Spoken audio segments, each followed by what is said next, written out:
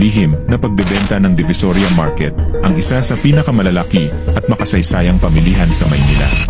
Noong Agosto 2020, sa kasagsagan ng pandemya, ibinenta umano ang Divisoria Public Market sa halagang 1.4 billion sa kumpanyang Festina Holdings.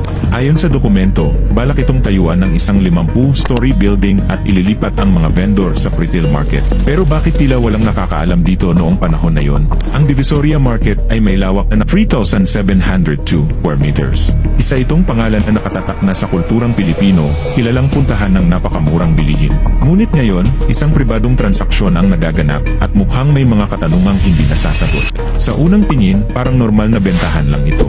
Ngunit ang nakapagpataas ng kilay ay ang 40% ownership ng isang kumpanyang nakarehistro sa Seychelles na tinatawag na First Elite Investments Ltd. Nasa isang post office box lang ang address nila, at ang Seychelles ay kilala bilang isang tax haven. Ibig sabihin, hindi malinaw kung sino ang tunay na may-ari niyan. Ibig sabihin, hindi natin alam kung sino ang tunay na nagmamay-ari ng malaking bahagi ng Divisoria Market ngayon.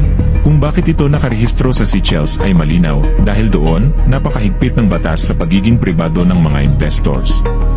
Kung wala raw itinatago, bakit hindi ipakita sa publiko ang lahat ng detalye? Sinabi ni dating Mayor Francisco Isko Moreno Dumagoso na wala siyang itinatago at pawang katotohanan lang ang kanyang sinasabi. Ngunit kapansin-pansin na hindi niya ito kaagad isiniwalat noong 2020. Bakit nga ba? Highly questionable at unlawful ang pagbebentang ito. Dapat masuri ang lahat ng dokumento bago ratipikahin. May nakahanda na raw na annulment case at posibleng plunder case laban sa mga sangkot.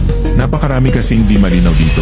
Lumabas din na inaprubahan ito ng Konseho ng Maynila sa loob lang ng 5 araw matapos itong mapirmahan noong Agosto 2020.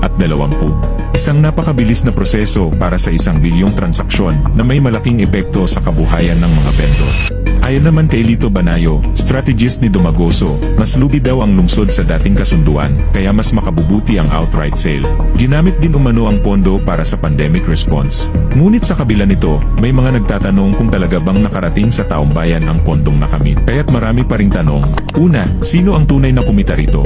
Pangalawa, totoo bang nagamit itong pondo para sa pandemya? At pangatlo, bakit kinailangang maging lihim ang may-ari sa Seychelles? Mga kababayan, karapatan nating humingi ng transparency at accountability. Kung talagang malinis ang bentahan, nararapat lamang na buong linaw na ipakita kung sino ang investor at kung saan napunta ang pondo.